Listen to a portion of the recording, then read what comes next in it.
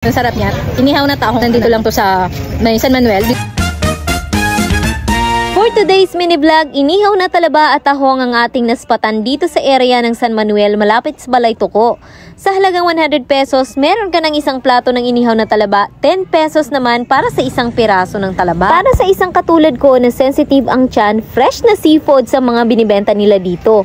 Kaya safe itong kainin dahil maayos ang kanilang pagkakaihaw. Bumili rin pala ako nitong agar-agar sa halagang 50 pesos dahil masarap itong ikilaw. Sa gala nating ito ay kasama natin ang matagal na nating kaibigan na si Alam Nyo Na.